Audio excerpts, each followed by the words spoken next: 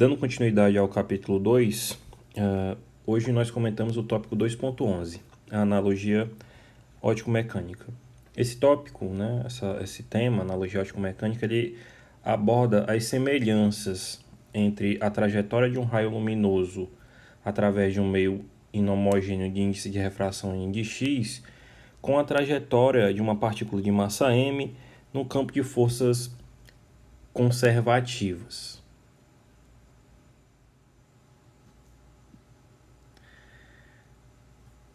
Bem, vamos partir da 2.63, que é o princípio da conservação da energia, e vamos chegar na 2.71, que é a equação diferencial das trajetórias, isso para uma partícula imersa num campo conservativo.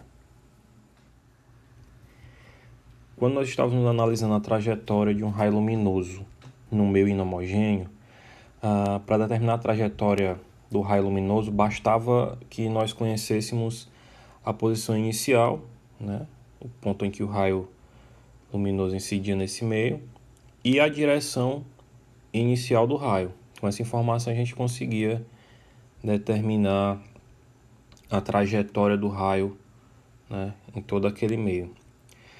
Entretanto, no caso da trajetória de uma partícula de massa m num campo conservativo, nós além de definirmos, além de termos que ter a posição inicial e a direção inicial do movimento da partícula, nós também precisamos conhecer a velocidade inicial daquela partícula. Nós vamos iniciar os nossos cálculos partindo do princípio de conservação da energia. Nós temos que a energia cinética mais a energia potencial no ponto x0 vai ser igual à energia mecânica do sistema. Fazendo a energia cinética igual a 1 meio de mv de x0 ao quadrado, e colocando em função do momento linear, ou seja, fazendo a energia cinética igual a 1 meio de p ao quadrado sobre m, nós temos que o princípio da conservação da energia pode ser dado pela seguinte expressão: p ao quadrado sobre 2m mais o potencial da partícula em x0, e isso aqui igual à energia mecânica total do sistema. Posso colocar também em função de V0, que vai ser igual a 1 meio de m v de x0 ao quadrado. Esse vizinho aqui é a velocidade, certo? Mais a energia potencial da partícula no ponto x0. Utilizando a 2.63, nós encontramos um V0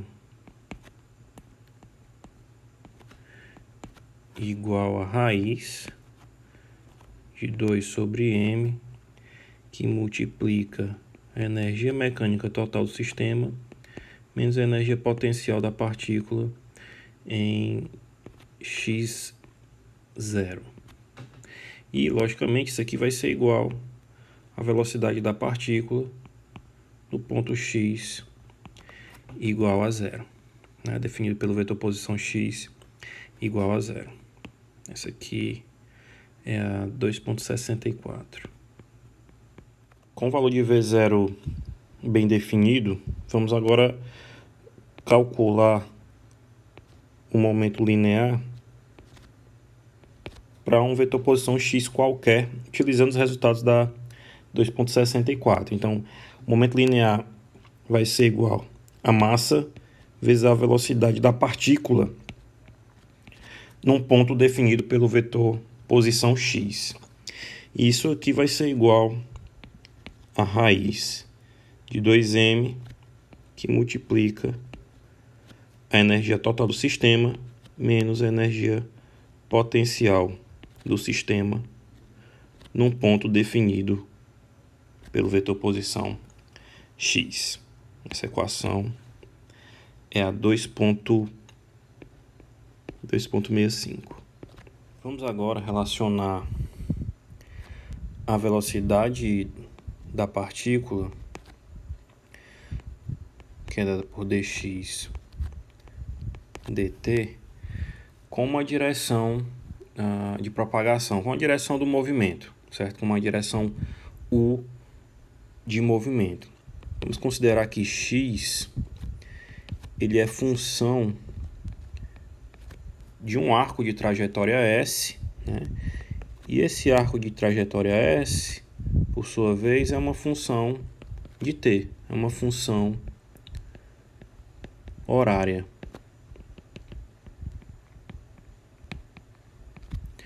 Se x é função de S e S é função de t, a gente pode reescrever a expressão para a velocidade da seguinte forma, utilizando a regra da cadeia, né? dx dt vai ser igual a dx ds, que multiplica ds dt.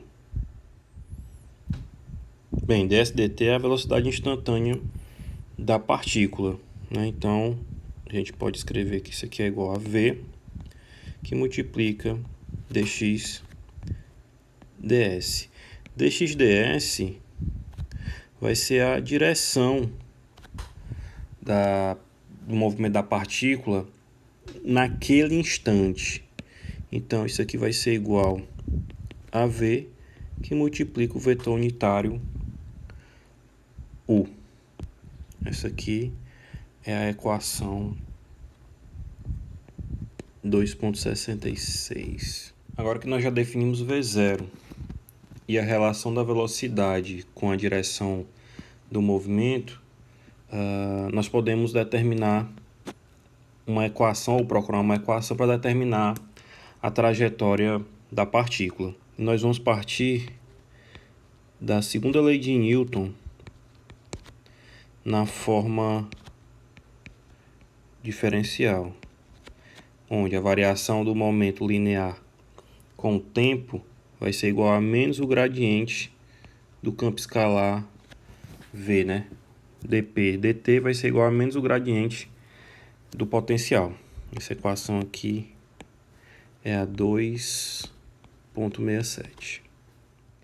O momento linear também é função do arco que define a trajetória da partícula. Então, posso reescrever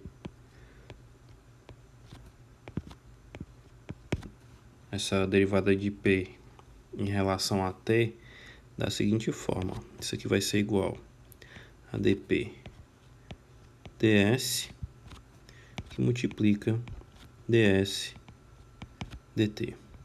ds dt é a velocidade instantânea. Então, isso aqui vai ficar v, que multiplica dp ds.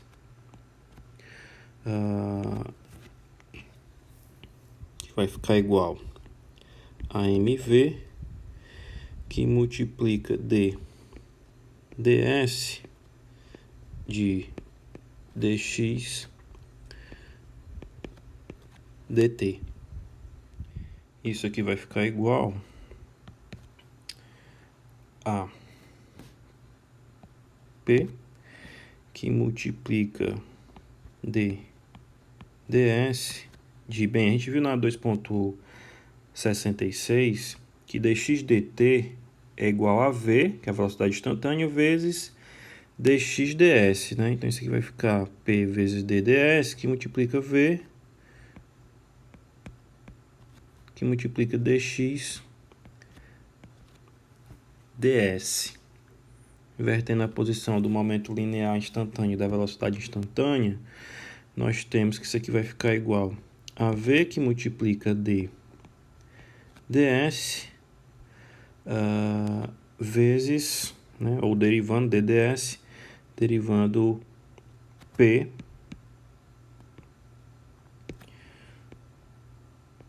dx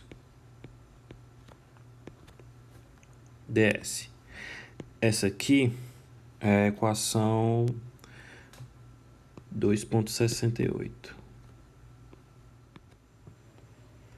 Não sei se vocês perceberam, mas a 2,68 ela vai me dar o primeiro membro da 2,67.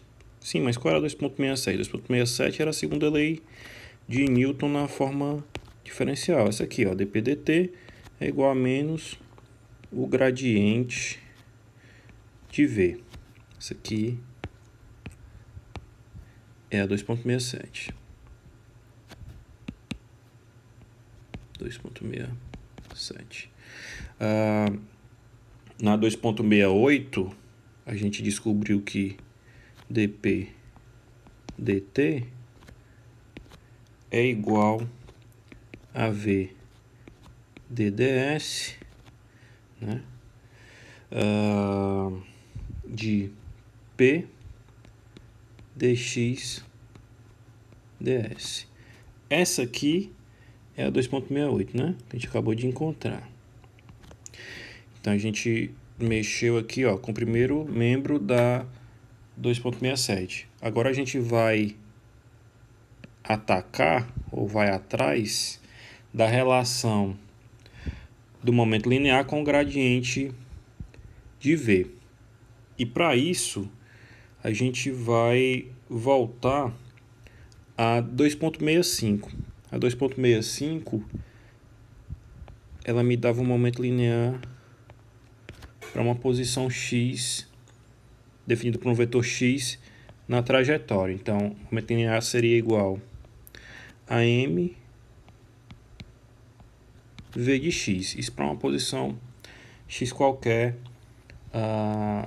sobre a trajetória. E a gente viu que isso aqui era igual a raiz de 2m, que multiplica a energia total do sistema menos a energia potencial do sistema na posição definida pelo vetor x, certo? Essa aqui a 2,65. O momento linear que aparece na 2,65, ele é função do potencial, e o potencial é função de x.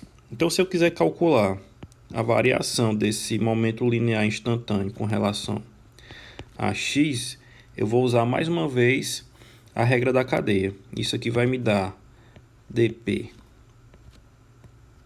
dv, que multiplica dv dx. Essa relação, esse termozinho aqui, ó, dp dx, ele é o gradiente de p na direção x, e esse outro termo aqui, ele é igual, ou ele é o gradiente de v na direção x. Então essa nossa relação pode ser escrita da seguinte forma: gradiente de p, deixa eu ajeitar aqui, gradiente de p é igual a dp dv vezes o gradiente do potencial escalar, né? Todo mundo na mesma direção. Então nos resta determinar a derivada do momento linear com relação ao potencial. E aí a gente vai usar a 2,65. Isso aqui vai ser dv de 2m, que multiplica a energia total do sistema menos o potencial, ou a energia potencial em x. Tudo isso elevado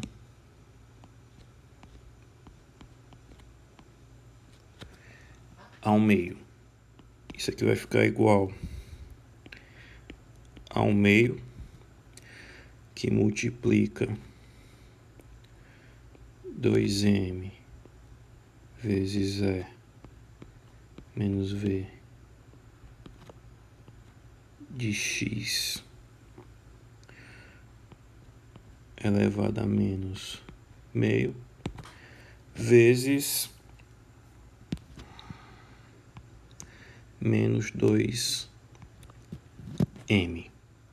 Então, dp dv vai ser igual a esse 2 aqui, dividido por esse dá 1. Então, vai ficar igual a m que divide 2m vezes a energia total do sistema menos a energia potencial em x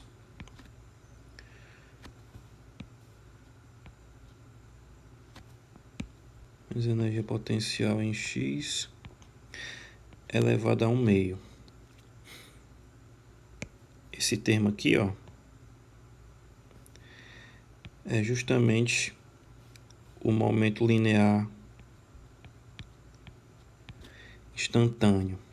Então a expressão vai ficar assim, ó. dp dv. Ah, tá, tem um sinalzinho negativo aqui, né, que sobrou do menos 2m. Então dp dv vai ser igual a menos m sobre p. Logo, aquela relação dos gradientes que nós tínhamos encontrado vai ficar assim, ó. O gradiente de P é igual a menos m sobre P vezes o gradiente do potencial. Nós estamos procurando o gradiente do potencial, né, para substituir na segunda lei de Newton na forma diferencial. Então vamos colocar isso aqui em função do gradiente do potencial. Então vai ser o gradiente de V igual a menos o gradiente de V, né? Menos o gradiente de V igual a P sobre M vezes o gradiente de P. P sobre M é a velocidade instantânea, né? Então a expressão, a relação entre os gradientes vai ficar assim, ó. Menos o gradiente do potencial é igual a velocidade instantânea vezes o gradiente do momento linear. Momento linear, o momentum. Essa expressão aqui, essa relação, é a 2,70.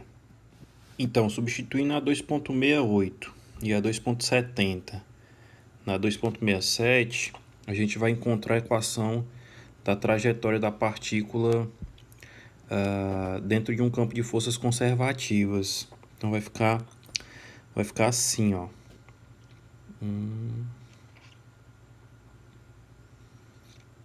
Vai ficar V d ds de P dx ds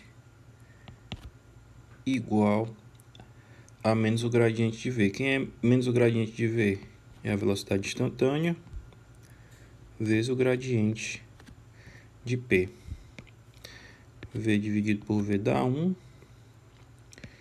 E aí nós encontramos essa relação aqui, ó. dds de P dx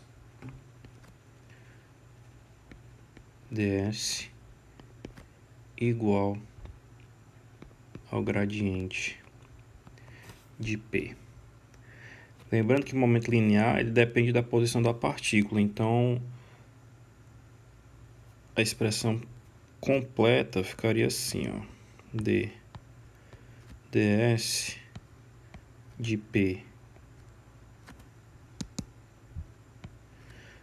de X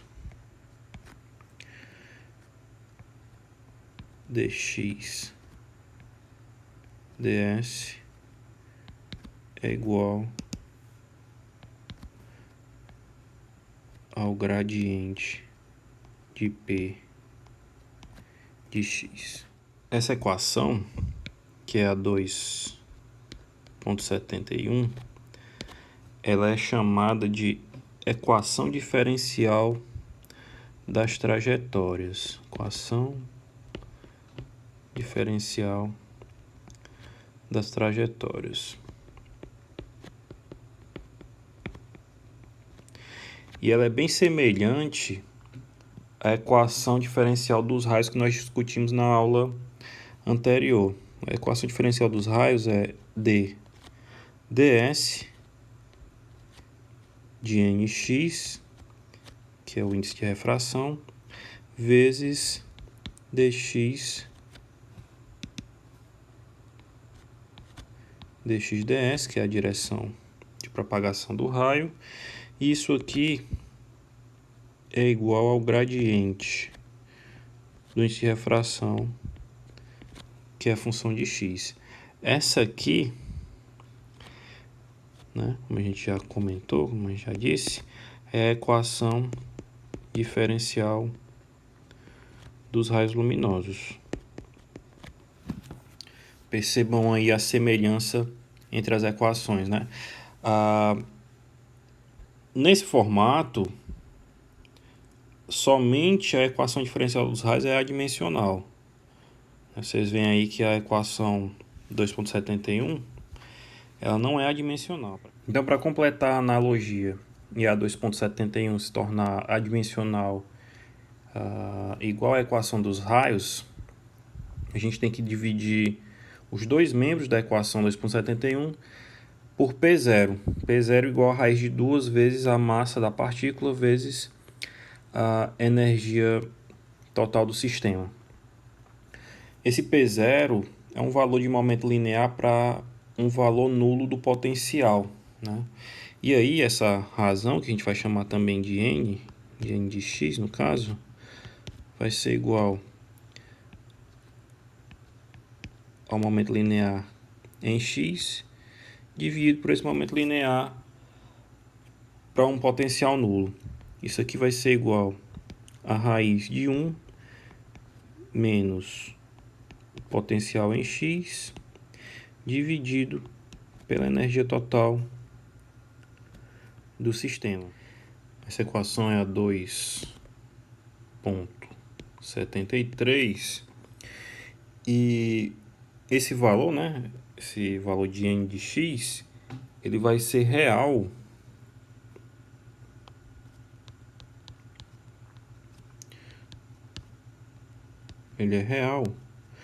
para valores da energia total do sistema maiores que o potencial em x. Com isso, né, você vai, fazendo essa divisão por P0 dos dois lados da 2,71, você chega a uma equação idêntica à equação diferencial dos raios, né? Que é ds de n de x, que multiplica dx ds igual ao gradiente de nx, né? Essa equação é a 2,74 e nx não é mais não representa mais o índice de refração de um meio material, mas sim agora a razão entre o momento linear a um potencial diferente de zero dividido pelo momento linear a um potencial nulo. Então essa é a analogia óptico-mecânica, né? A trajetória de uma partícula submetida a um campo de forças conservativo vai ser idêntica à trajetória de um raio luminoso que atravessa um meio inhomogêneo. Uma aplicação importante da analogia óptico-mecânica é a ótica eletrônica ou ótica de feixes de partícula, que consiste na manipulação de feixes de partícula de forma semelhante ao que é feito com feixes de luz na ótica geométrica, só que ao invés deles utilizarem lentes e espelhos, são utilizados campos de força para direcionar, para o direcionamento do feixe. Com isso nós concluímos o capítulo de ótica geométrica. Até a próxima.